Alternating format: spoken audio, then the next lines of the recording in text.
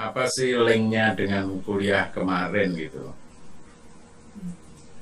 Memang nggak ada, tapi kemarin kita bicara inquiry gitu kan, dari doubt ke inquiry gitu. Nah, kalau dalam konteks Charles Adam ini tadi, bagaimana inquiry itu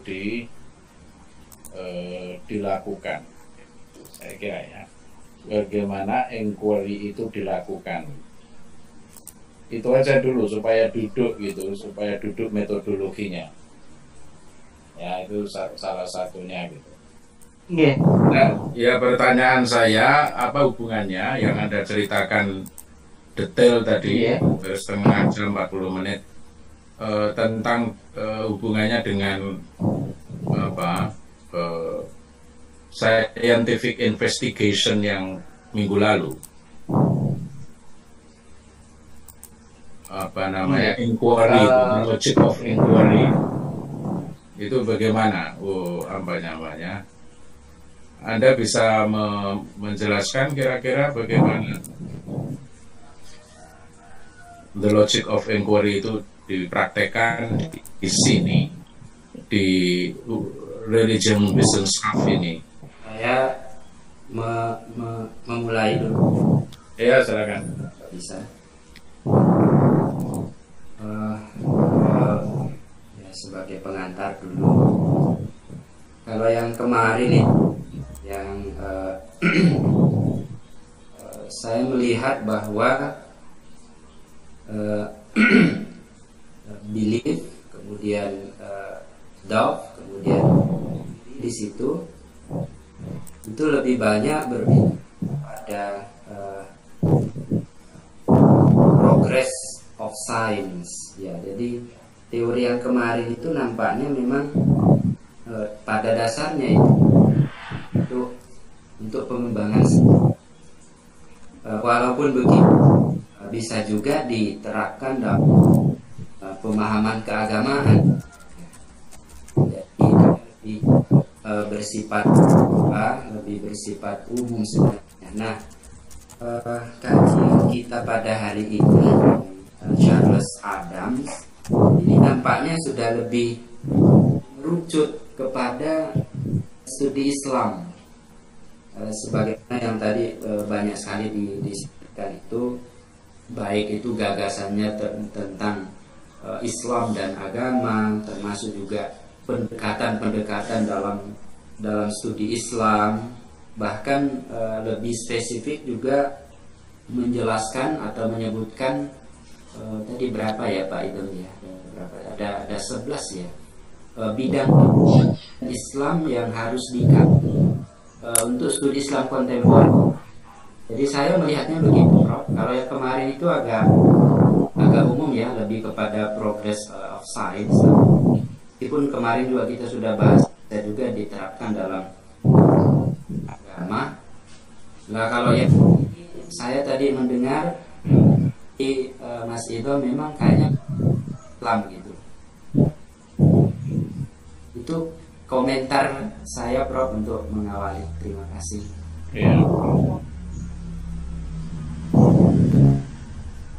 Ya. Nah, itulah yang perlu dipetakan itu, karena kita sudut bidiknya kan metode dan pendekatan ya. Itu aja sebetulnya kuliah ini ingin menelusuri, ingin mencari metode dan pendekatan yang digunakan oleh para penulis itu, para researchers itu. Nah, kalau itu tidak ketemu, saya kira ya belum mencapai target gitu kan. Ya umpamanya ini kan banyak sekali metode dan pendekatan, tapi saya tidak tahu di IDOM itu mana yang metode, mana yang pendekatan, dan mana yang kerangka teori, gitu ya. Mana itu tadi kan campur aduk semua itu. Tidak jelas, padahal itu yang sebetulnya yang disebut rasionalitas itu, rasio itu dalam kuliah kita ini di breakdown menjadi semacam tadi itu. Kerangka teorinya seperti apa, approaches gitu ya. Saya kira bukunya Martin, tapi karena kamu nggak dapat ya,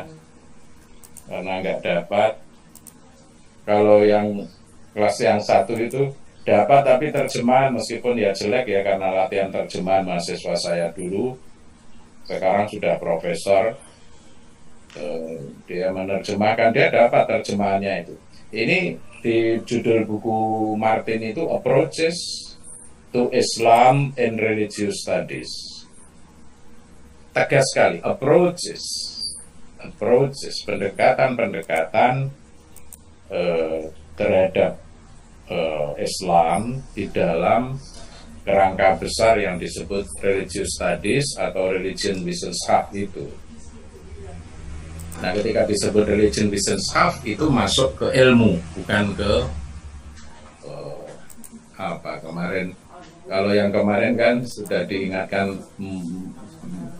Milton Munich bahwa truth itu ada transcendental truth dan ada complex truth.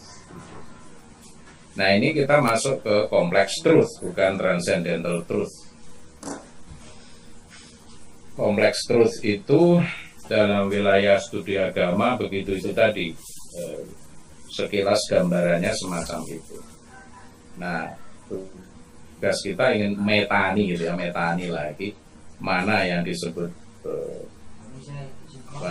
pendekatan, mana yang disebut kerangka teori, mana yang disebut prior research dan lain sebagainya gitu. Oke, itu komen saya pada itu tadi. Silakan, ada yang lain, silakan. Saya mau bertanya dulu malah Prof sama Makalah. Sekretarnya Kang Izom itu kan di pendekatan studi Islam ada normatif sama deskriptif ya.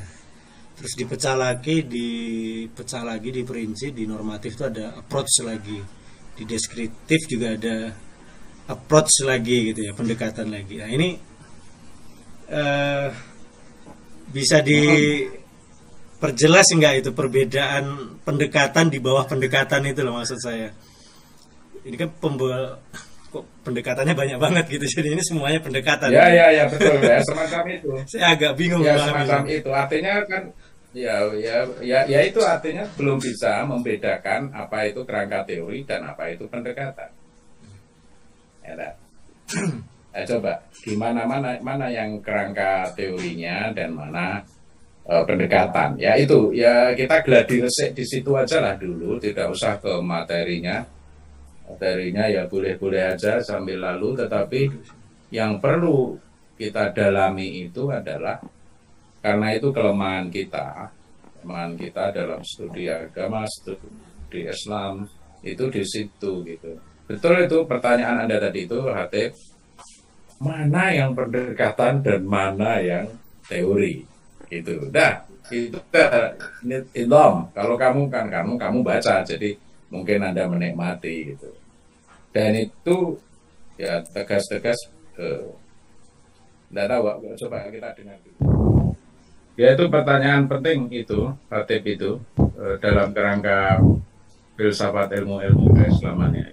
Mohon izin, Prof. Silakan ya. Apakah yang dipertanyakan oleh Mas Habib tadi seperti statement Prof dalam 8 poin? Maksudnya kalau kita sudah memahami alur, pola, urutan berarti 50% disertasi beres itu, Prof? Iya. Oh. Iya, okay. Betul. Makanya itu penting gitu. Okay. Apa namanya? Dan masing-masing orang itu punya ya kerangka teori itu tidak boleh bertele-tele. Kerangka teori itu bukan penjelasan. Kerangka teori itu ear catchingnya itu, atau mind map gitu. Mind map yang pendek tapi tertangkap cepat gitu. kalau kamu sebagai ilmuwan tidak punya mind catching atau mind map yang bisa qalla wa dalla. Ya itu. Kalau kerangka teori itu qalla wa dalla. Ya dalanya memang panjang, tapi qalla.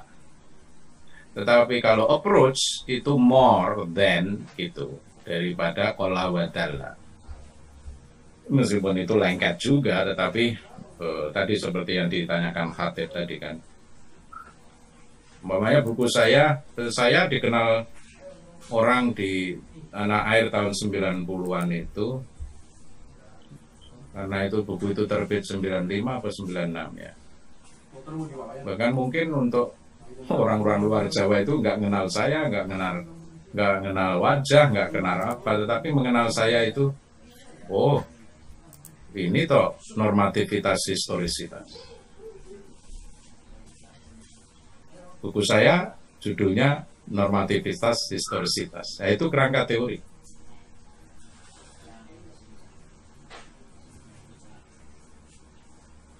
Dan kita paling miskin kita mengkonstruk teori itu menurut ya ilmuwan-ilmuwan tahun 70-an ya, 70-an 80-an seperti orang Singapura itu siapa namanya, Alatas itu yang ahli korupsi itu. Kritik dia pada dunia akademik itu, orang Islam itu miskin berpikir atau malas berpikir untuk memunculkan konstruksi teori.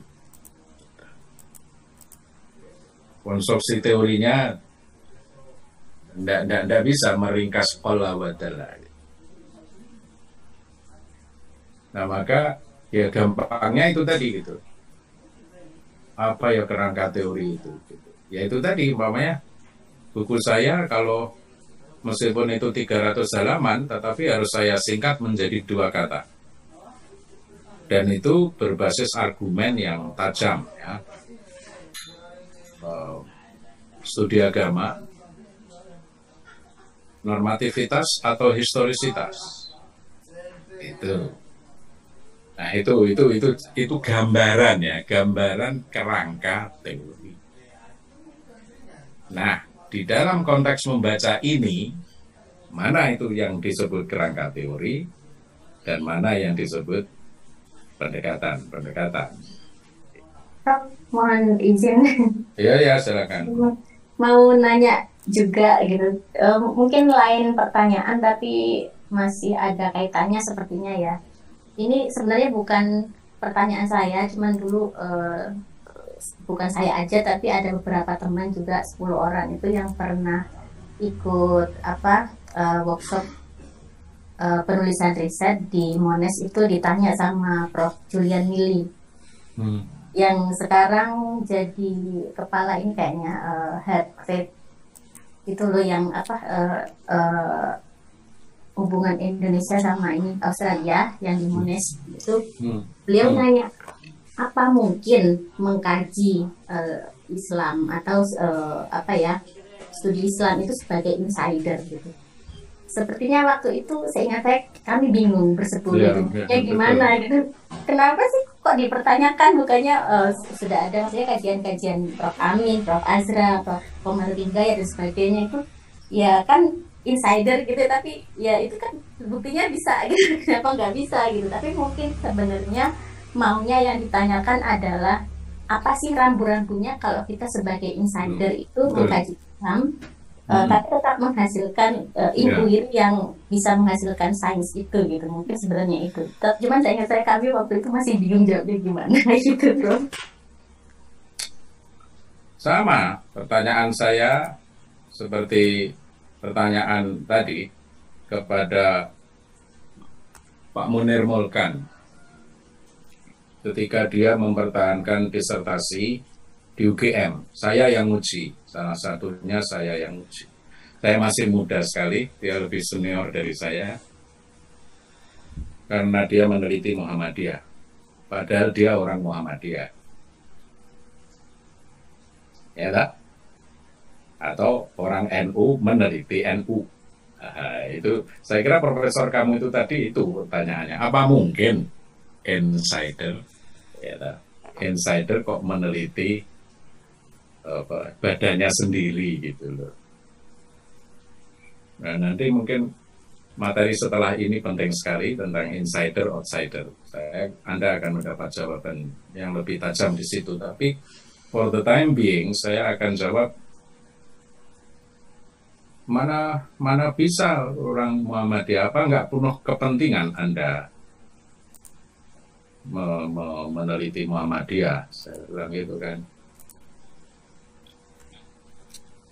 Ya dia jawab ya mungkin gitu, mungkin. Maka tadi pertanyaan kamu yang penting adalah ya itu mungkin, sangat mungkin gitu kan, tetapi rambu-rambunya seperti apa? Ya itu tadi kerangka teori dan juga pendekatan-pendekatan yang digunakan itu harus universally accepted.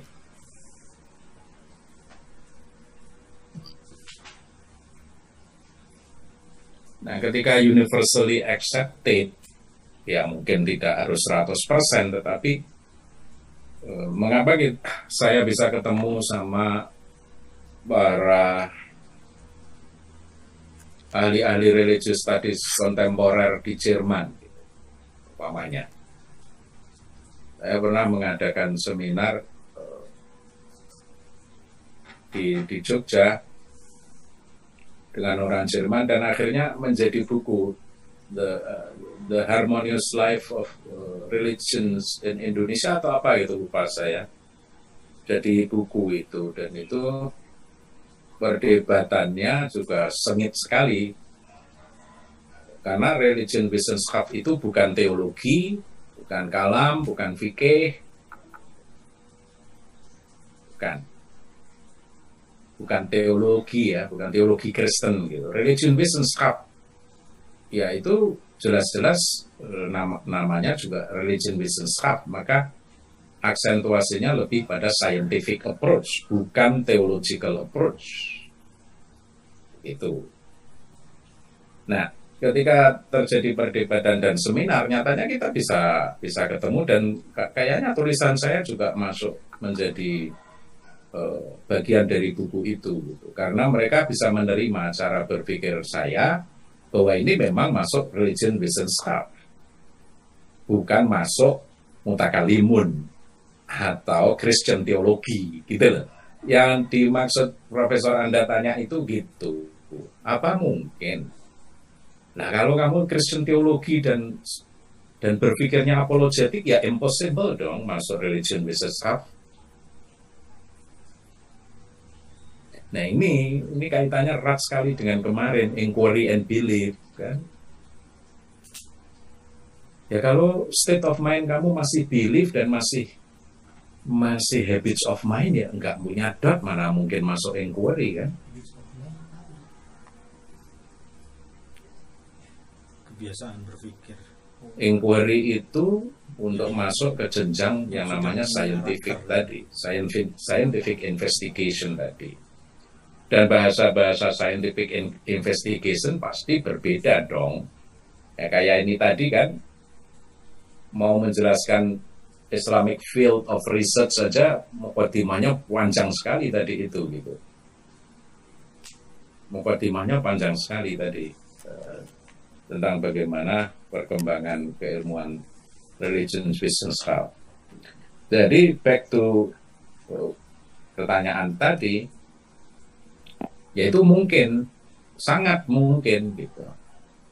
Maka jadi ada Zumardi, saya, dan yang lain-lain ya, banyak ya, Pak Kunto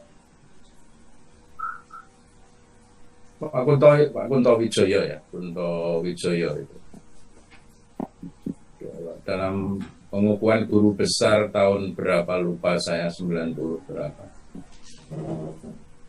Di UGM itu menyebut saya di dalam nama saya, di dalam pidato itu, dia saat itu memprediksi bahwa keilmuan Islam ke depan prototipenya ya kayak Amin Abdullah itu. cek disertasinya, pengukuhan guru besar dia. Nah, artinya udah ada kan orang yang melihat, oh ya ini corak berpikirnya beda ya dengan Mutakalimun nih, ngono aja wis apik. Oh ini beda ini dengan fuqaha ini. Dan itulah yang kemudian dituduh liberal, dituduh ini dan itu, orang ngerti scientific approach. Miskin dengan scientific approach, semuanya apologetic.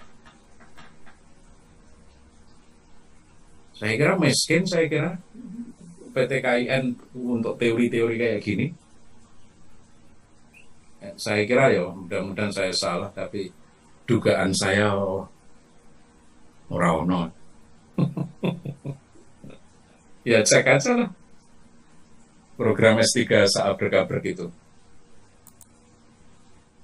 Ya mudah-mudahan bisa menjawab Nuril, tapi itu tadi, jadi kekuatan kerangka teori, kemudian pendekatan, kemudian data itu kalau saya yakti muakhir. Yang penting itu kerangka teori, karena itu alat analisis, analytical approach.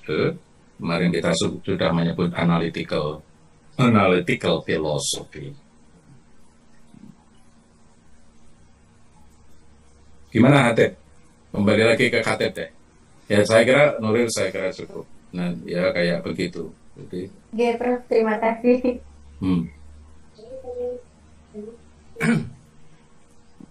Yang lain juga boleh. Hatip tadi masih gantung pertanyaannya. Kan Nitom hilang.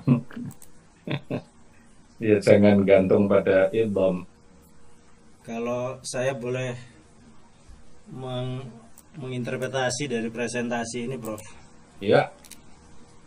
Pertama, yang pendekatan studi Islam normatif itu lebih cenderung memetakan ini ya, kepentingan dan orientasi dari studi Islam ya. Pertama di situ dijelaskan orientasinya untuk apologetik, dan sementara yang kita harapkan yang sebetulnya dari orientasi itu yang iranik gitu ya.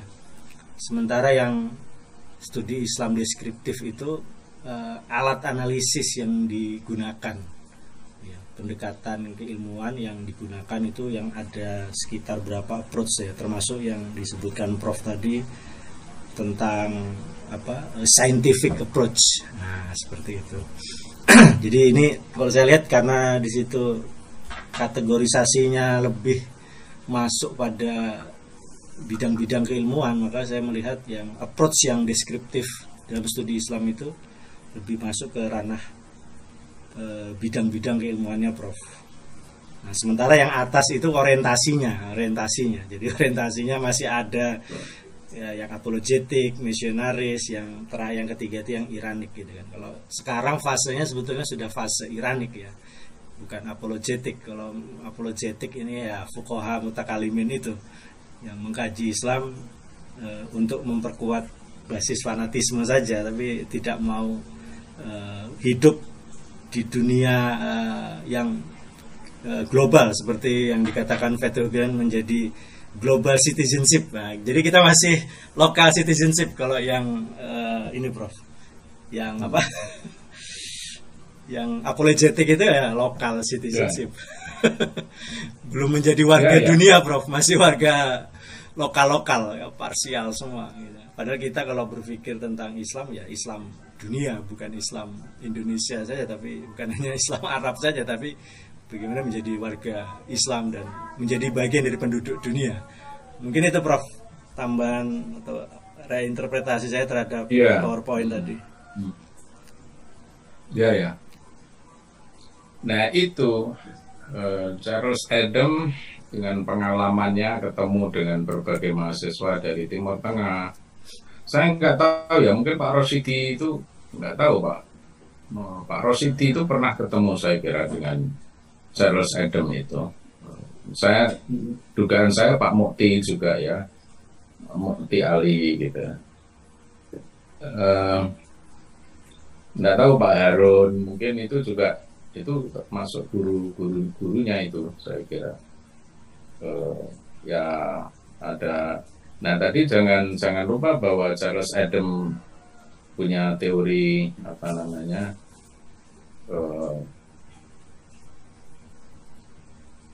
cuma teori apa tadi normatif, kerangka teorinya kan normatif deskriptif kan, tadi ya normatif deskriptif, tetapi dia begitu itu kan diinspirasi. Nah ini penting ya, prior research itu menjadi penting, diinspirasi oleh gurunya yang namanya Canwell Smith. Canwell Smith itu juga sangat hebat, tulisannya bagus-bagus tahun 60-an, 70-an saya kira juga masih berlaku. Canwell Smith itu The Meaning of Religion namanya, itu luar biasa ya. Canwell Smith itu sebagai guru, dia kerangka teorinya itu tadi disebutkan, kalau mau melihat belantara agama,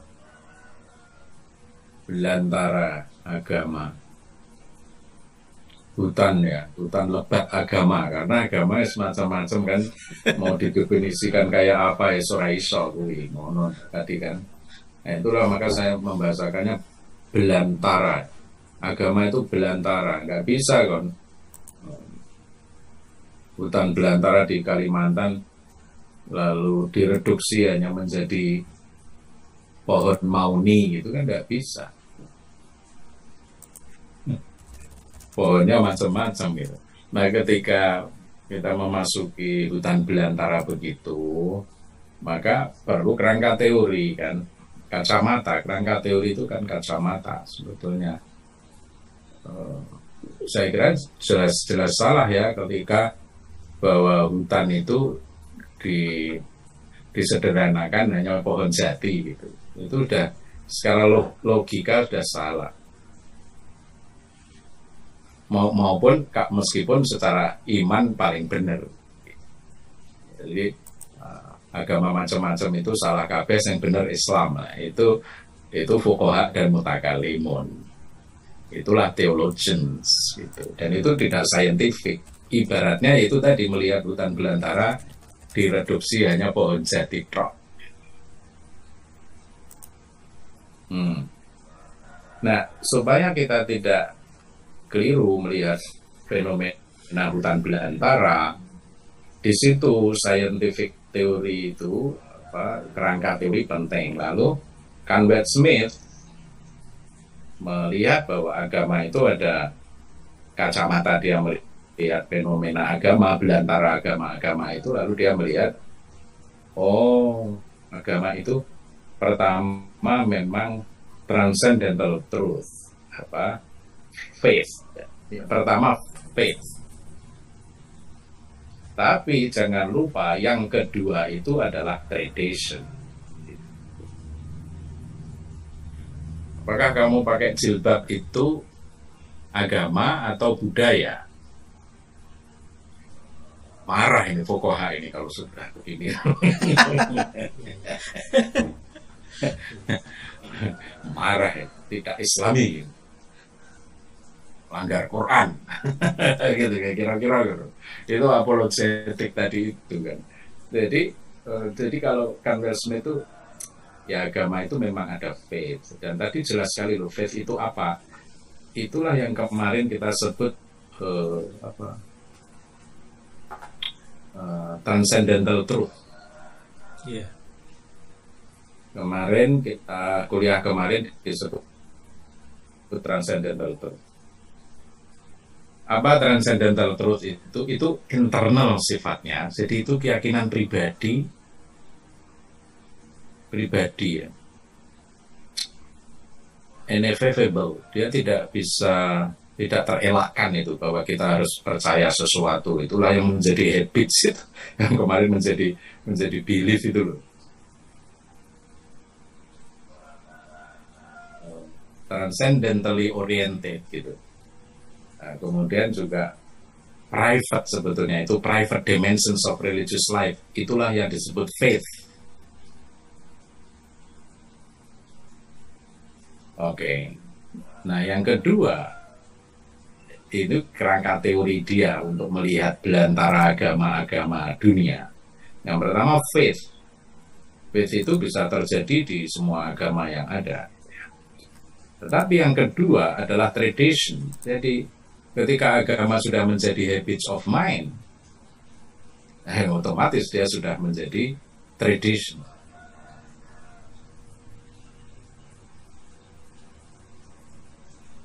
Dulu ibu saya itu nggak pakai kudung kayak jilbab seperti Nuril itu, enggak itu. Ya, digantung aja itulah apa namanya. Kudungnya itu digantung itu dan sudah enggak ada yang mengatakan tidak Islami gitu. Tetapi itu tadi katanya siapa dari Charles Adam, hati-hati loh, agama itu sejarah loh, ada evolving. Nah sekarang sejak 80-an apalagi 90-an kalau nggak pakai jilbab seperti yang dipakai Nuril itu bukan muslim gitu kan. Coba itu kita sudah masuk ke tradition itu, complex truth bahasa kuliah kemarin. Complex truth itu yang melibatkan fashion, melibatkan ekonomi jilbab, penjualan jilbab, kompleks truth itu. Gitu. Nah, tradition itu bisa diukur eksternal sifatnya, observable social and historical aspect of religiousness. Jadi memang bisa diamati, bisa dijelaskan, bisa dikategorisasikan gitu. Observable bisa dilihat, ya kan? Ya bisa dilihat.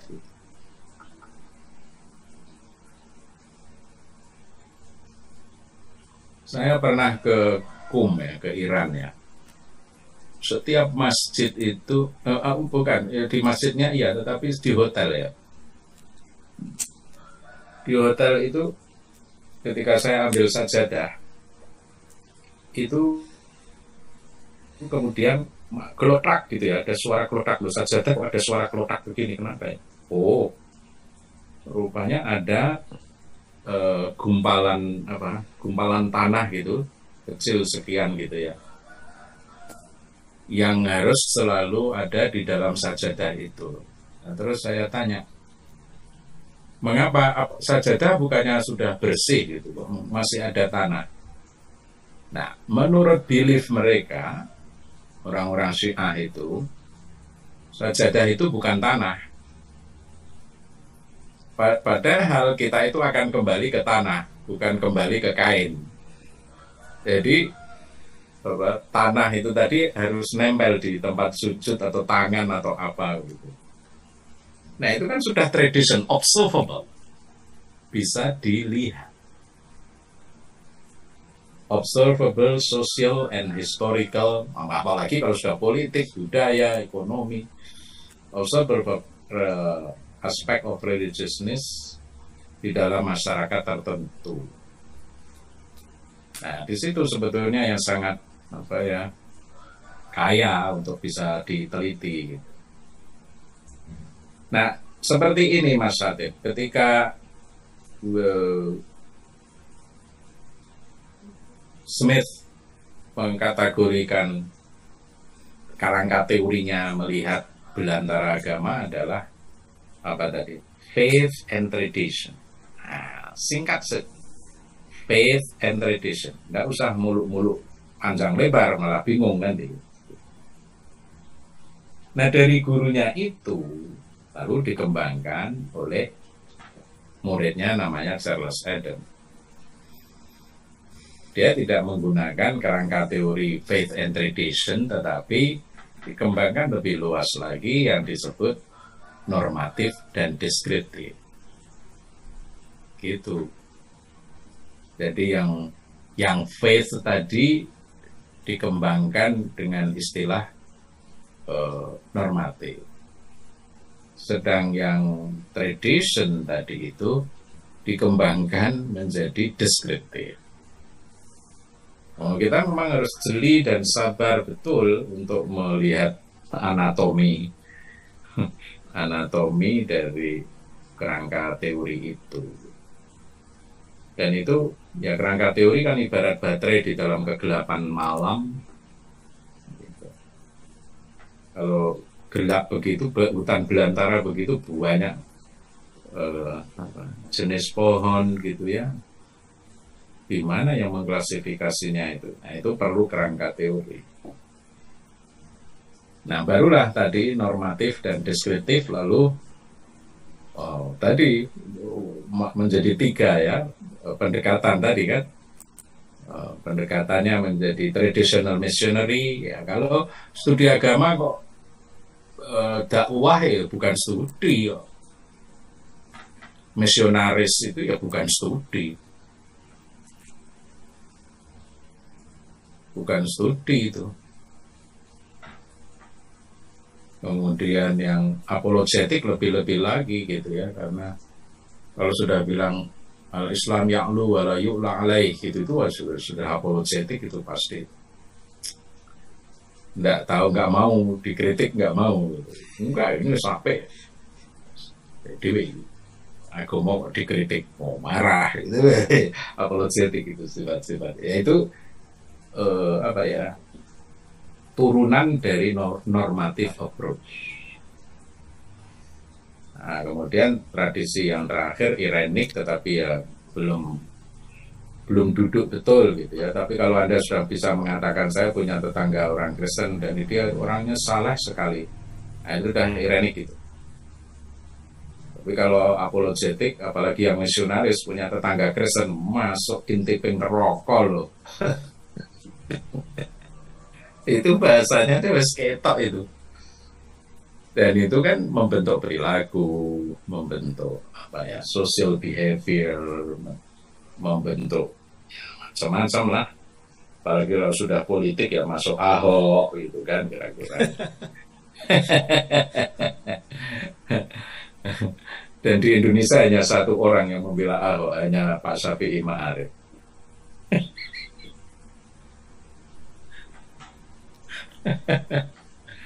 Oke, ya berat kan? Berat. Ya, ya, Kafir-kafirkan segala, Prof. Oh ya, wes suruh entek-entek pokoknya, kasar tuh di media sosial. Apa ya? Kasar lah pokoknya. Tua bangka mau mati. Ngono kuwi agama kita iki koyo ngono kuwi. Ekspresi keluarnya itu koyo ngono kuwi. Nah itu kalau nggak dipetani dengan scientific approach, ora iso.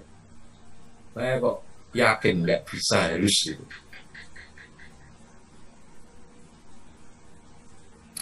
Nah, belum deskriptif, wah itu lebih rumit lagi ya, tentang bagaimana philological dan orientalis itu kan dalam periode 100 tahun karya mereka itu abad 18-19 ya. Ya abad 19 lah, itu kan karya orientalis yang tadi bukunya disebut Nidom tadi. Dan Nidom nggak punya kesan apapun tadi, itu hanya ritual aja dia tidak mengapresiasi, tidak mengkritik, tidak apa gitu ya. Luar biasa kan itu 100 tahun itu philological approach itu, linguistik. Nah, kemudian baru-baru disusul scientific approach gitu ya, social scientific, lalu muncul gender belakangan tahun 90-an gender itu. Tapi akarnya kan sosial scientific. Maka berbenturan lah antara ahli hadis dengan ahli sosial, kira-kira. Undang-undang PPKS kemarin untung aja akhirnya selamat gitu. Kalau enggak berat sekali itu wanita nasibnya di depan pria. Nah, phenomenological approach itu saya kira yang on air dan sulit ya, sulit. Dan siapa itu, Charles Adam juga untuk sosial saja dia masih mengakui tidak ora tekan gitu. Tapi dia bisa mendeskripsikan bahwa sudah muncul genre baru namanya sosial gitu. Untuk class of civilization, waduh, namanya kayak gitu ya, gitu. Nah, Richard Martin merubah dia, tapi karena kita nggak membaca buku itu, yang apa tadi, yang kompleks truth atau deskriptif tadi dia menyebutnya objective rationalism, kerangka teorinya. Sementara yang apa tadi, transcendental, dan kemudian yang normatif atau yang apa, faith tadi itu dia sebut subjective fideism gitu. Nah, itu yang disebut kerangka teori. Jadi kerangka teori itu memang yang disentuh itu memang ya apa ya, kognisi ya, sebetulnya kognisi dan kemampuan analitik dan kemampuan kritik ya, kemampuan kritik, kemudian seperti itu. Nah, inilah saya kira apa ya, memperdalam dari teori apa yang disebut kemarin inquiry, tetapi inquiry di sini masuk ke religious studies gitu. Bagaimana prakteknya membedah inquiry tidak hanya dalam ilmu alam, tetapi dalam ilmu sosial, ilmu sosial dan yang lain-lainnya. Saya kira semua juga punya itu kerangka pikir semacam itu. Oke, berhenti saya. Silakan yang lain. Prof, izin bertanya, Prof. Ya.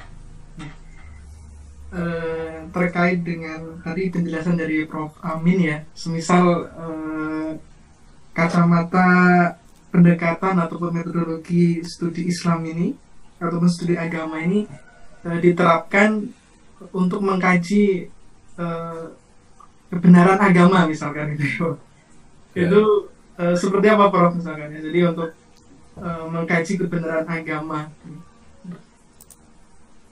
gitu, Prof. Ya. Nah, itu tadi kalau kamu nggak menguasai gitu, itu pertanyaan kamu masih pertanyaan lama itu kan. Belum bisa keluar dari jebakan pagar belief dan habits of mind kan. Iya. Karena kita sudah dari awal menyebut bahwa bukan agama loh, meaning loh yang dicari, bukan truth loh, bukan kebenaran kok. Bukan kebenaran, kita masing-masing punya klaim kebenaran sendiri. Kemarin sudah dikasih rambu-rap, bukan truth tetapi meaning. Kalau kebenaran ya pastilah kebenaran kan sangat-sangat transendental, sesuai dengan apa, tradisi masing-masing, sesuai dengan agama masing-masing. Berarti relatif nih, Prof, ya, truth itu, kebenaran itu ya? Ya enggak, ya ada absolut juga. Kalau enggak absolut mana mungkin Imam Samudra bunuh orang. Bukan relatif. Kebenaran itu ya kayak Imam Samudra barang kuwi nekat bunuh orang atas nama Islam, dan itu banyak sekali sekarang. Nah, makanya harus didudukkan betul itu gitu kan. Jadi bukan kebenaran yang dipertanyakan di dalam inquiry itu, pemahaman kita, penafsiran kita tentang kebenaran. Bukan kebenaran. Kebenaran ansih itu thing in itself, itu untouchable, tidak bisa disentuh. Bahasa Immanuel Kantnya itu thing in itself. Kebenaran. Tapi Enggak ada kebenaran thing in itself, enggak ada. Kebenaran selalu jatuh pada tradisi. Kebenaran selalu jatuh pada penafsiran. Kebenaran selalu jatuh pada pemikiran. Jadi yang akademik itu adalah bagaimana kita memahami pemahaman orang tentang kebenaran. Penafsiran orang tentang kebenaran. Kok tiba-tiba ada kebenaran model Sunni dan ada kebenaran model Syi'i? Mumet itu sudah. Kebenaran yang mana? Madzhab aja ada 4 dan yang Syiah disingkirkan. Padahal mestinya madzhab ada 4 plus Ja'fari.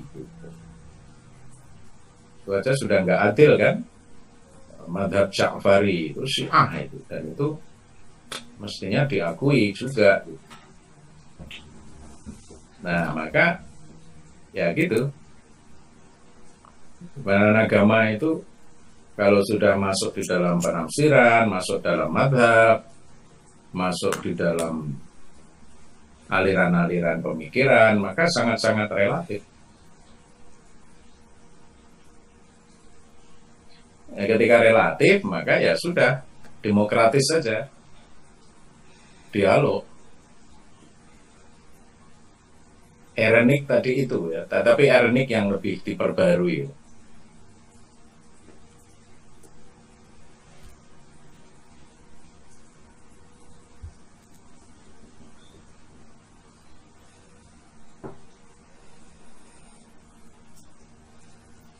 Al-haqqu birrabbika fala takunanna minal mumtarin. Jangan-jangan al-haq di situ bukan kebenaran tapi roh. Roh kita. Itu dari Tuhan betul. Siapa yang mengatakan bahwa roh itu tidak dari Tuhan, mau Kristen, mau Buddha, mau Hindu, mau Islam, semua mengatakan al-haqqu itu ar-ruh mir rabbika fala takunanna minal mumtarin. Begitu. Tapi kalau hak itu adalah agama Islam secara kelembagaan, saya kira problematik.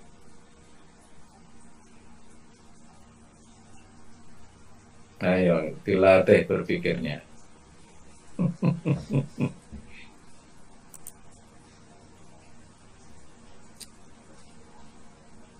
Nah ini kalau sudah bicara begini, ini scientific, bukan apologetik.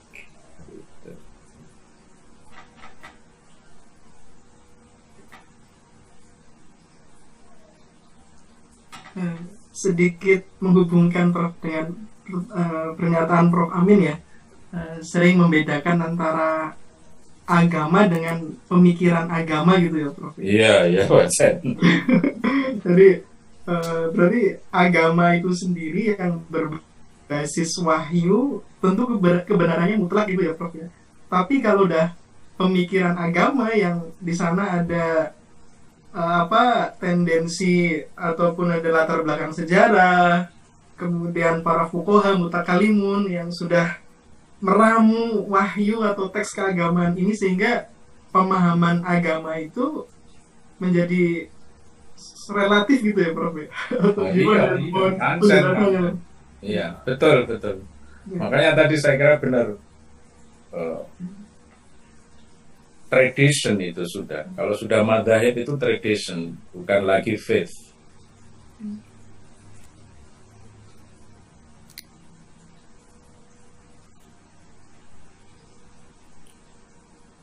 Wahyu tadi ya wahyu, adanya wahyu itu faith kan memang ada dan kita tidak menolak itu ada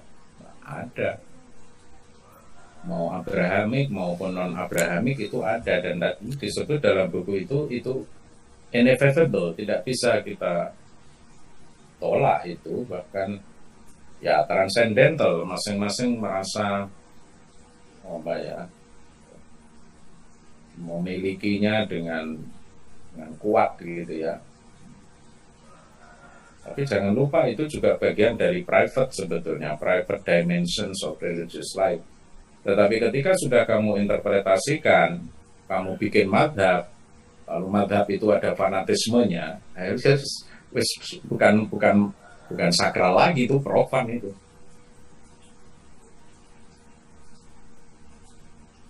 Makanya ya jangan kenceng-kenceng lah dalam beragama. oh itu interpretasi kamu ngono kira-kira supaya nggak clash gitu loh di masyarakat. Masjid aja kok dikapling-kapling nggak karu-karuan. Oh enggak ini, walau nggak satu madhab dicuci, bekasnya loh, bekas sholatnya dicuci. Opo, ya, Masya Allah. Nah itulah, maka yang gitu-gitu itu memang perlu pendekatan saintifik, bukan pendekatan religius, gitu. bukan pendekatan faith ya. Itu kira. Prof, mau bertanya lagi, Prof? Iya. Saya mencatat sudah belasan kata tentang scientific approach yang keluar dari perkataan Prof. Amin ya. Iya, itu tugas saya memang untuk S3 ini.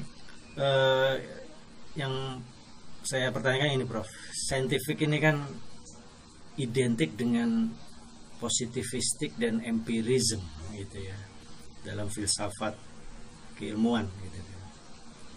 Sementara kalau saya menangkap yang diinginkan Pak Adam tadi itu Charles C. Adam tadi ya, itu ini Prof, objektif memandang sesuatu itu bisa dikatakan sebagai scientific. Itu yang pertama, Prof. Terus yang kedua ya kasus kayak di Malaysia ya, sebuah negara hanya memeluk mazhab Syafi'i misalnya gitu, dan itu dideklar secara resmi, berarti ini menandakan tidak mungkin di sana ada iklim akademik yang saintifik berarti. Mungkin itu, Prof. Bagaimana itu, Prof? Maka kalau kita kuliah ke Malaysia sebetulnya menuju kemunduran sebetulnya, Prof. Sangat. Ini mohon maaf nih, Prof. Saya cuma ngobrol. Iya mau iya tuh sama extent yes, tapi kan bagaimana Sumatera itu paling dekat dengan Malaysia, jadi ya profesor Malaysia yang datang ke seluruh dari Aceh sampai ke bawah Palembang itu profesor Malaysia semua. Ya mudah-mudahan sih yang progresif, kalau yang kayak Bukohak semua juga capek itu. Iya kan? Ya gimana gimana ya? Orang Kristen Malaysia itu kan nggak boleh menyebut Allah atau Allah. Suruh cari sendiri karena itu milik orang Islam katanya. Aduh, betapa itu ya budaya kok kaku gitu ya. Padahal kalau di Palestina, di Mesir, di Jordan ya, orang Kristen dan orang Islam mungkin juga Yahudi yang menyebut Allah juga. Coba Allah ilah, tapi sampai Malaysia nggak boleh. Jadi langitnya itu memang ya rada rendah lah gitu.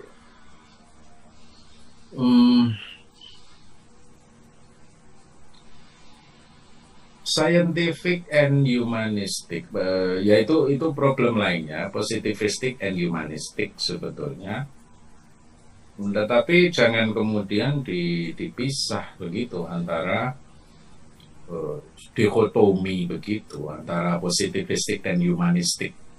Kalau dikotomi ya nggak bisa. Humanistik pun juga dia harus mengenal juga scientific itu. Scientific pun harus mengenal humanistik. Begitu loh kira-kira.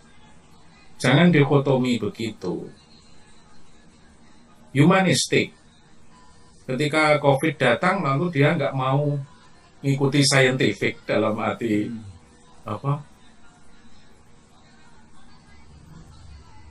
COVID, vaksin dan lain sebagainya.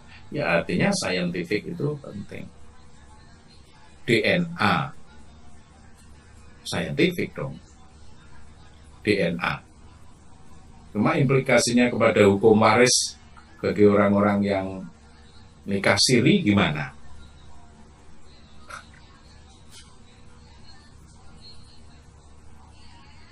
Oke, nikah siri pasti nggak boleh itu anaknya. Ya komplikasi lah itu ya. Kalau punya anak dia nggak akan dapat warisan gitu kira-kira.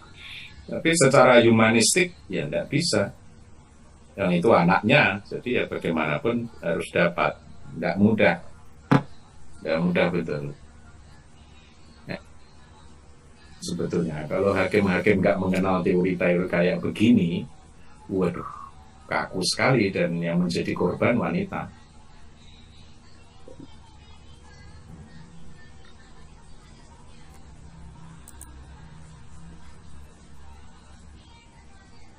Jadi antara positivistik dan humanistik itu, kalau saya bukan dikotomi tetapi kolaborasi, gitu kan? Kolaborasi. Ada data-data sains yang memang diperlukan ya.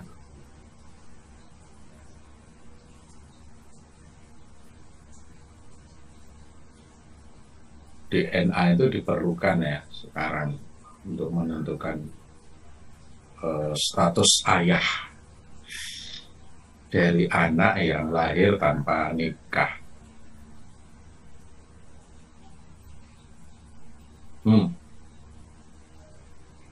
Complicated kan? Oke, yuk, apalagi? Silakan. Yang penting Anda tahu, oh ini ya kerangka teori, dan oh ini pendekatan-pendekatan. Jadi kerangka teori harus di breakdown menjadi pendekatan-pendekatan itu yang canggih betul gitu ya, yang canggih. Jadi normatif itu ada 3 jenisnya gitu, dan pola-pola kayak begitulah yang kira-kira saya nggak tahu Anda menganalisis karya disertasi Anda seperti apa gitu ya. Ada tradisional, ada apologetik, apa ironik, kemudian yang deskriptif itu tadi ada philological, nah itu menghasilkan orientalis, karya orientalis yang luar biasa, for good or for bad gitu ya. Kemudian apa social scientific itu, kemudian phenomenological. Saya kira phenomenological itu yang sekarang menjadi literasi keagamaan lintas budaya gitu kira-kira ya, bahasa kontemporer,nya itu literasi keagamaan lintas budaya begitu. Itu kalau dia tidak punya kerangka teori atau asupan-asupan religious studies dalam arti fenomenologi, saya kira juga akan berat memasuki literasi keagamaan lintas budaya.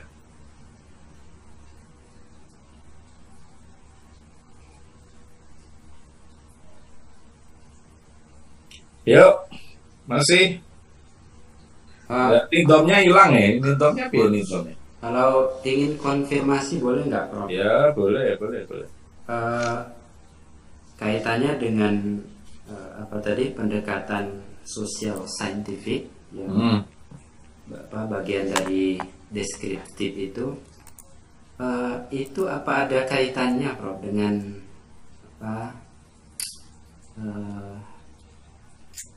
interdisipliner yang Prof Amin gagas dan sudah sampai kemana-mana itu? Apakah ada benang merahnya, Prof? Maksud saya itu. Iyalah, pastilah. Ya saya kan bagaimana ya? Karena ya prihatin dengan apa ya, ketidakberanian untuk apa tadi ya, conceptual refinement. Miskin sekali dunia akademik kita itu untuk conceptual refinement, yang ada mengulang-ulang.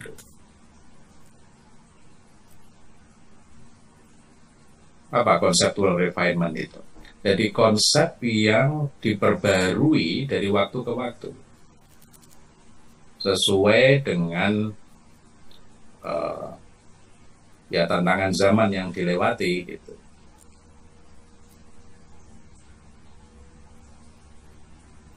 Begitu, saya kira itu ya, terutama conceptual refinement. Nah, conceptual refinement itu mudah dikatakan, tetapi juga nggak mudah untuk dilakukan. Belum lagi yang tadi, theoretical construction. Jadi kalau kamu tanya tadi itu ada dua, saya menjawab kegelisahan itu. Mengapa orang Muslim miskin di dalam conceptual refinement?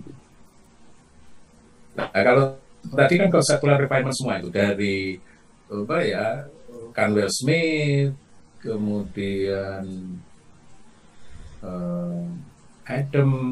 Charles Adam, kemudian dilanjutkan Martin, itu kan nampak sekali conceptual refinement-nya.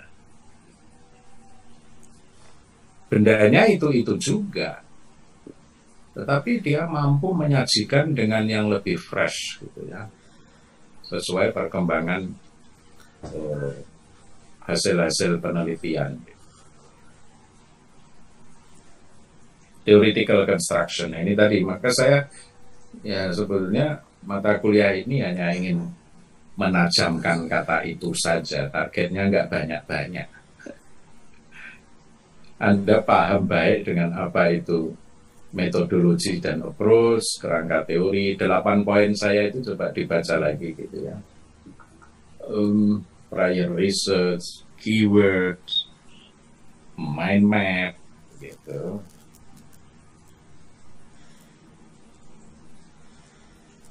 Maka ketika saya menulis tentang integrasi interkoneksi, dan itu tahun 2006, ketika terjadi transformasi dari IAIN ke UIN, ya deh, 2006 itu buku itu terbit, dan itu kan ya panjang akarnya, tetapi munculnya 2006. Tetapi 15 tahun kemudian kan harus dipermak, harus diperbaharui. Nah, muncullah yang lagi hangat, sebetulnya tidak hangat amat, tetapi kita nggak pernah menggunakan di dalam Islamic Studies, maka saya menggeser ya, intinya masih sama, menjadi multi, inter, dan transdisiplin. Tapi sebetulnya juga itulah yang saya maksud conceptual refinement. Jadi ada 10-15 tahun kemudian, lalu ada pembaharuan keilmuan, pembaharuan pendekatan, pembaharuan ini dan itu gitu ya.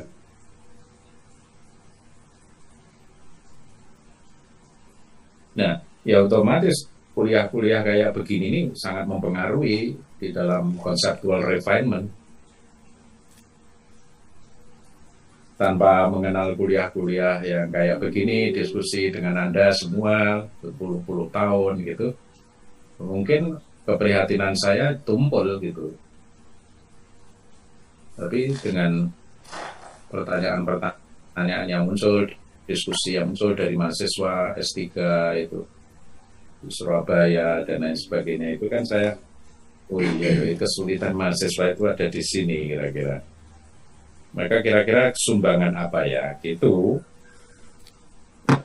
Maka filologi, social scientific, phenomenological, dan juga normatif. Kadang kan saya juga menjelaskan dulu kan sosok normativitasnya dari fikih wanita, fikih difabel, fikih non-muslim. Kita memahami non-muslim itu bagaimana, itu akar-akar normatifnya tetap ada.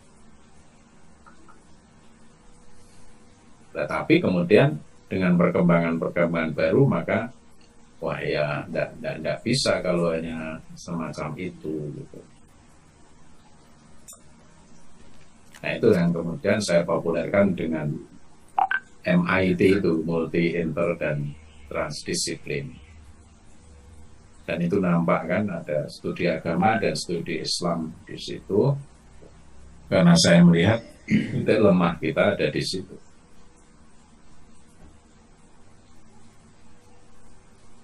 Kalau yang itu Prof, yang Charles Adam itu kan ada beberapa yang nulis Prof. Tapi memang ya seperti yang Prof Ami tadi sampaikan, memang lebih banyak deskriptif seperti yang Mas Idom tadi itu, dan juga seperti saya kemarin.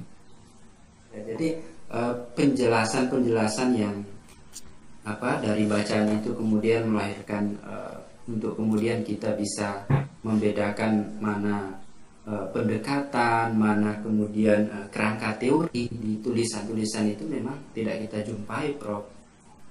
Maka kalau kita membaca pemikirannya Charles Adam ini dari tulisan-tulisan yang sudah ada itu, ya memang kita tidak menemukan Prof. Iya, itu bacaan ritualistik namanya. Makanya itu heran saya. Nah disitulah maka kerangka filsafat ilmu itu menjadi penting. Ya filsafat ilmu as tool. Jadi ya mudahnya saya pandu dengan 8 poin itu, cari. Saya juga nggak tahu. Saya kemarin Anda sudah bikin tabel, kuliah pertama dapat apa, kuliah kedua dapat apa. Itu untuk melatih itu gitu. Yang pada saatnya ketika membaca itu bukan ya mentransfer al-qiraah al-mutakarrirah begitu, bukan, tetapi bagaimana supaya muntijah gitu ya, supaya dia lebih produktif gitu.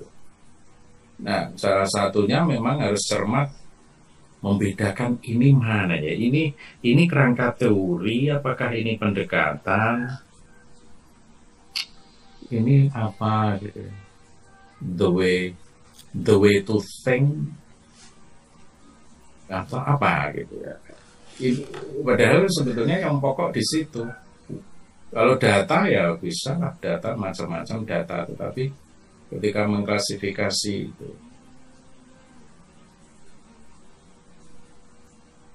dan itulah sebetulnya rasionalitas. Itu rasionalitas gitu. Bukan rasionalitas Mu'tazilah begitu, bukan.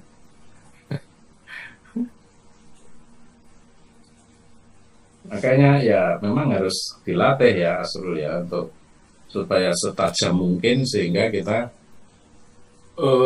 berani memberi memberi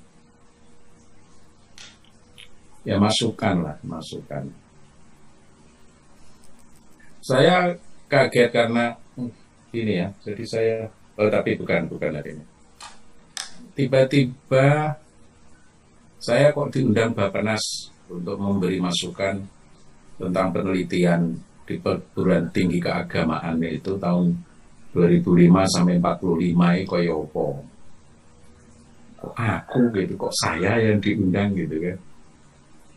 Kan sudah mau pensiun ya.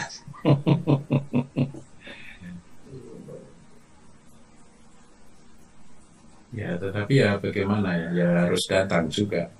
Tapi ketika diminta kayak begitu, itu kan otomatis, literatur apa ini ya yang kira-kira relevan untuk forum Bappenas, bukan Kementerian Agama, bukan Kemendikbuddikti, bukan, ini Bappenas. Itu kan harus mikir saya, bukan kemudian mikir, itu harus mikir.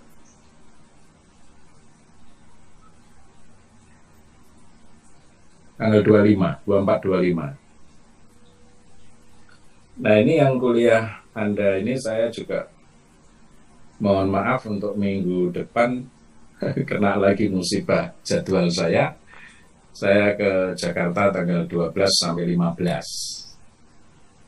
Artinya Anda tanggal 14 ya, 14 atau 15 ya, mestinya 15 ya. Anda tanggal berapa itu? Minggu depan Anda itu 14 kan? 14 terkena itu saya sorry, kemudian nanti baru ketemu lagi tanggal 21, 22. Seperti hari ini. Ya. Iya. Dua kali. Nah, 2 kali, jadi berurutan begini, malah lebih mudah menggandengnya, biar kalau sudah seminggu kan lupa kan. Gitu, kira-kira gitu. Jadi Waktu membacanya lebih panjang, Prof.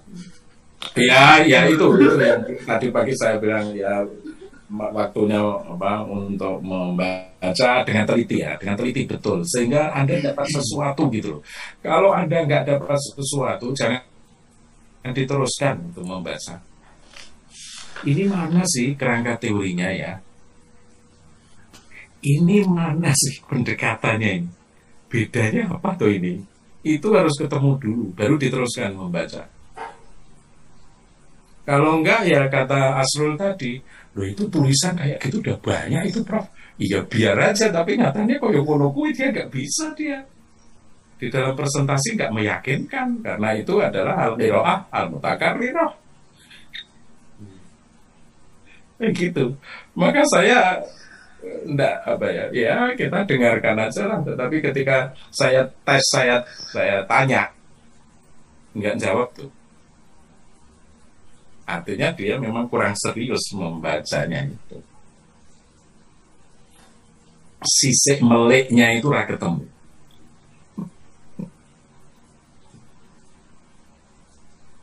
Maka di dalam Inggris itu kan ada reading and comprehension. Nah, yang ada di Indonesia itu reading saja tanpa comprehension. Karena comprehension itu harus menemukan itu tadi, hal-hal yang seperti tadi.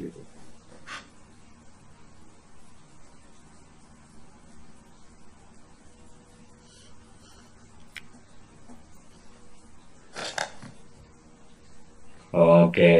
Kalau masih ada waktu, Ya silakan karena masih ada sedikit ya, silakan.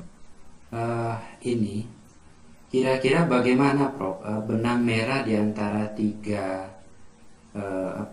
pendekatan sekaligus tiga kerangka teori yang sudah dirumuskan oleh para tokoh ini, yang hari ini ada Smith dengan faith dan traditionnya, kemudian ada Charles Adam dengan normatif deskriptifnya, dan berikutnya ada Martin yang memang kami tidak bisa mencari bukunya Prof, itu tentang objektif rasional. Ya. Ya, Prof. Kenapa? Pertanyaan Anda apa? Gimana? Ini bagaimana membuat benang merah dari tiga kerangka teori yang dirumuskan oleh para tokoh ini, yang mestinya dibahas semua ya. Yang mulai dari kerangka teori faith and tradition Smith, kemudian dikembangkan lagi oleh muridnya Charles Adam dengan normatif deskriptif, lalu kemudian dikembangkan lagi oleh siapa tadi ya, Martin, itu menjadi objektif rasional dan subjektif yang kedua itu. Maksud saya terus yang mana Prof? Yang apa? Maksud saya bagaimana membuat merangkai tiga kerangka teori ini sehingga menjadi satu kesatuan pemahaman yang utuh, atau memang itu sifatnya pilihan? Ya, mulai dari Smith, kemudian Charles Adam sampai kepada kerangka teori yang diperbaharui oleh Martin. Ya.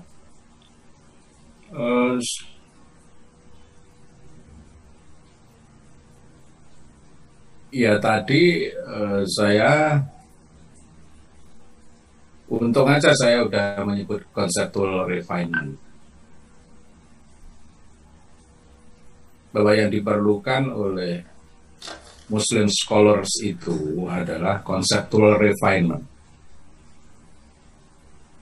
Kita bicara pada dataran saintifik ya, dataran ilmiah. Conceptual refinement itu miskin, kita tidak bisa. Namanya Qot Idoni itu ya sejak zaman dulu sampai sekarang ya Qot Idoni gitu. Orang perubahan belas.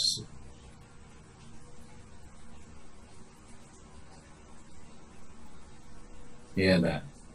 Padahal mestinya ada perubahan. Nah itu kalau nggak bersinggungan dengan model berpikir keilmuan lain, yo pancen ora iso. Dan Qot Idoni itu teori sebetulnya. Teori untuk melihat belantara Quran, belantara hadis itu. Teori itu, nah, kalau itu teori kan ya bisa salah kan, bisa benar, bisa salah begitu. Nah ini tadi terserah Anda bukan bagaimana ini dan itu, tapi kerangka besar saya tadi itu adalah conceptual refinement.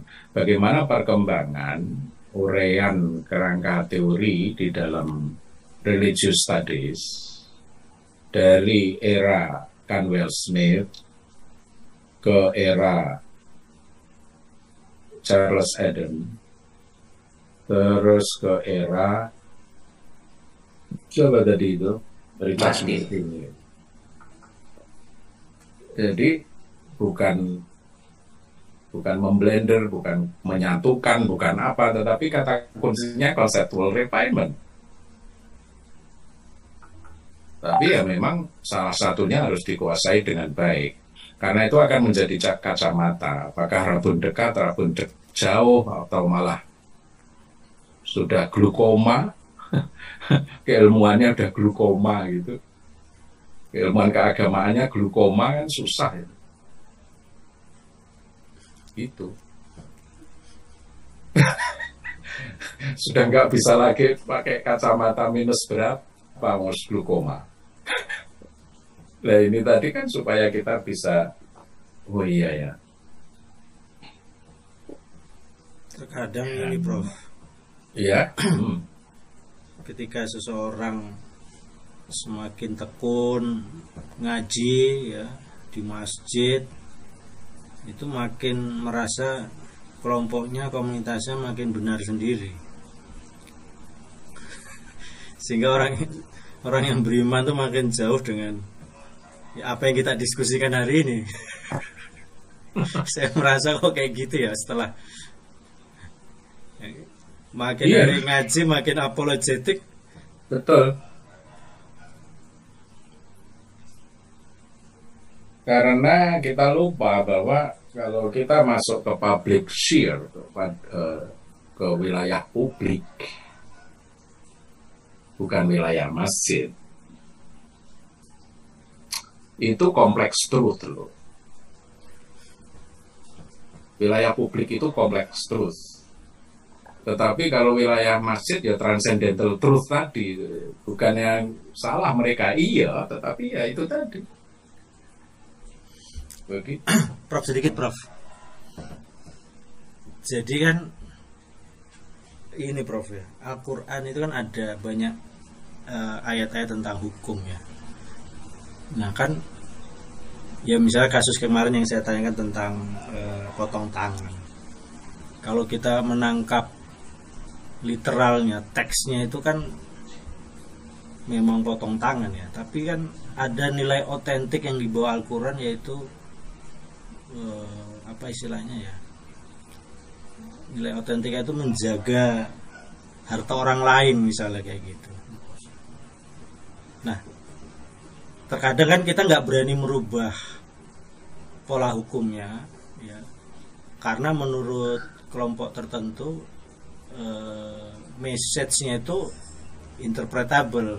Atau misalnya konteks waris aja Prof ya, waris ini kan pembagiannya mungkin asasnya keadilan ya. Tapi kemudian ketika sekarang perempuan sudah mulai banyak berperan dalam ranah publik, pekerjaan juga perempuan bisa melakukan yang dulunya laki-laki, sekarang perempuan juga bisa. Teksnya kan tetap 1:2, tapi spirit otentik yang di Al-Quran ini kan keadilan gitu. Nah, kenapa kok susah sekali para ulama itu ya apa yang dianggap otentik itu ya teksnya, tapi spiritnya itu nggak dianggap otentik gitu loh, Prof. Gitu. Sementara Umar berani ya merubah itu semua ya dengan kasus-kasus yang terjadi ketika Umar menjadi pemimpin.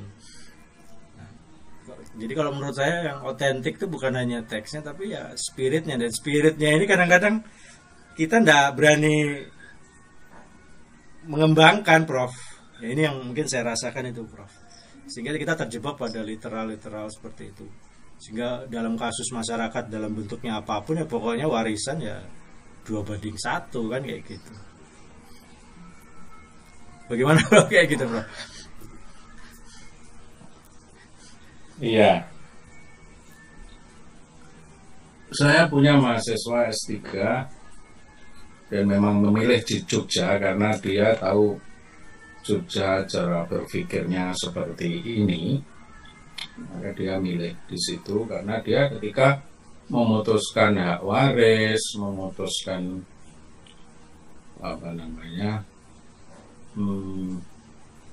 warisan satu keluarga beda agama, dia sudah nggak mengikuti itu tadi, karena yang dipentingkan adalah makosidnya itu. Makosid itu ya sesakral teks juga, bahkan lebih sakral makosid itu kan. Tujuan pokok beragama itu apa? Keadilan. Nah kalau memang keadilan ya sudah. Hadis yang menyebut la yarithul muslimul kafir wal kafirul muslim itu sudah harus dilupakan. Karena bertentangan dengan makosid yang namanya keadilan. Ya tapi para fuqaha kan orang ngono berpikirnya. Karena makosid itu hanya bisa dicapai dengan filsafat, bukan dengan teks.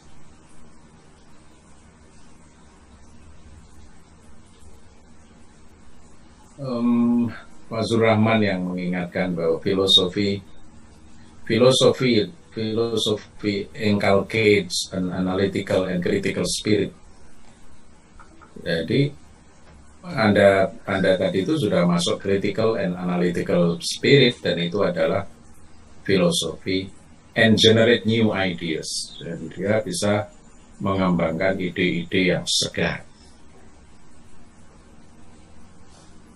Oke. Nah itu filosofi itu diperlukan dalam agama dan teologi. Kalau Anda tidak menggunakan itu, maka bunuh diri secara intelektual. Itu Fazlur Rahman. Bunuh diri secara intelektual. Intellectual suicide kalau Anda tidak mau menggunakan filsafat. Sayang di Indonesia tidak mengenal filsafat sama sekali, maka mentok sekali kan, selalu mentok tau Anda, karena di SMA nggak dikenalkan, apalagi SMP, perguruan tinggi pun nggak kenal, karena diharamkan Ghazali.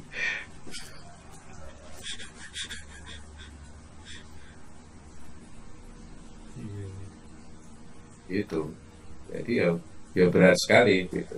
Berarti kan makosid syariah itu berarti makna otentik, spirit otentik berarti kan, Prof? Iya. Dan itu harus dikembangkan, tidak cukup hanya 5 tok ngono. Conceptual refinement kembali lagi kan. Iya. Jangan hanya 5 tok ngono lah. 8, Prof. Iya, bagaimana climate change? Nggak disebut ya di dalam limanya Shatibi itu. termasuk pluralisme itu berarti Prof. Oh iya, wah itu berat itu. Makanya studi kayak gini ini menjadi penting. Gitu. Ini tadi kan studi pluralisme, tetapi nggak disebut pluralisme, toh? Iya. Iya. Karena kalau sudah disebut pluralisme nanti Asep itu sudah langsung dimatikan itu TV-nya itu. Prof, kemarin kan sempat jenengan mengatakan ahkam al-asasiyah ya kalau nggak salah ya. Iya. Ya, ya itu Atau al-qiyam al-asasiyah. Al-qiyam al-asasiyah itu ya bagian dari konteks besar ini maqasid berarti Prof. Iya, betul. Al-qiyam al-asasiyah. Iya, jadi iman itu nggak cukup. Iman itu perlu rasio seperti ini tadi kita bicarakan begini ini, perlu metode dan perlu al-qiyam al-asasiyah. Iman melanggar al-qiyam al-asasiyah nggak ada gunanya. Ekstrimnya begitu. Bisa diperinci Prof. Kira-kira al-qiyam al-asasiyah ini ukuran dan batasannya apa Prof? Ya, public safety, public morality, public health.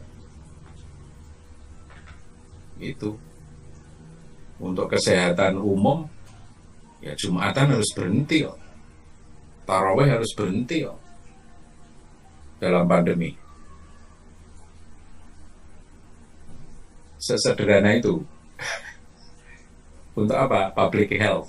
Karena ada al-qiyam al-asasiyah yaitu kesehatan publik. Berarti kepentingan manusia. Iya, kemanusiaan, iya. Manusiaan. Maka ada kelakar saya sampaikan di alumni Al-Azhar di mana itu? Di Lombok itu ada TGB saat itu. Mana yang lebih dulu, al-iman atau al-aman? Menarik ini. Iya, mana? Ayo. Aman, Prof. Mana yang lebih penting? Ini maqasid dan ini harus lewat filsafat juga, al-iman atau al-aman. Sama lurutnya itu, akarnya sama. Kalau saya aman, Prof. Iya, aman. Itu sudah maqasid itu. Itu sudah kompleks truth. Tapi kalau al-iman tadi transcendental truth. Iya. Personal faith tadi. Personal faith tadi, betul. Nah kayak gitu itu loh latihan-latihan latihan berpikir ya, latihan berpikir itu penting dan ya terus terang pendidikan agama kita tidak melatih berpikir seperti itu. Maka tadi saya ini the life of mind. Kuliah ini adalah the life of mind.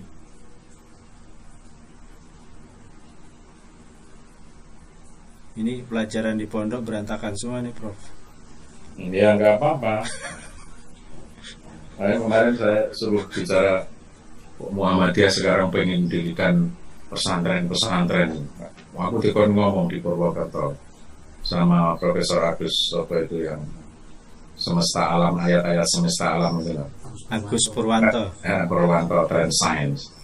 Ya tanpa rembukan tapi nyatanya sama itu.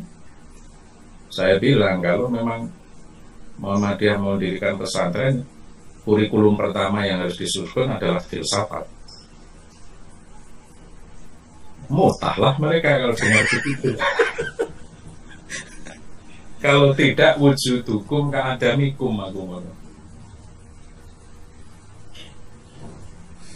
Itu. Kau ngene-ngene yo setelah S3 piye? Itu pun S3 se-Indonesia ya belum tentu.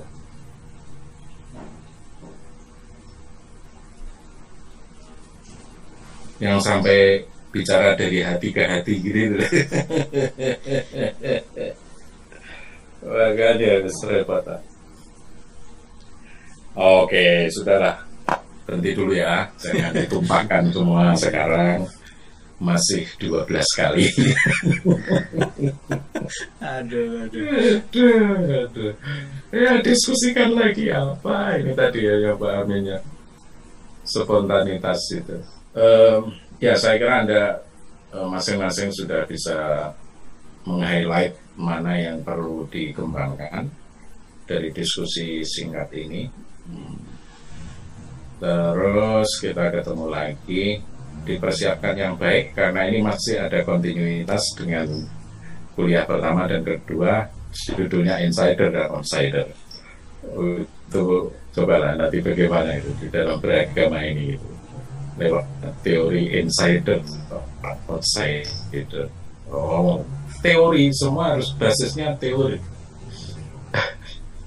Kalau enggak akan bisa masuk dengan baik. Terima kasih, sampai ketemu 2 minggu yang akan datang. Kita tutup dengan hamdalah. Alhamdulillah.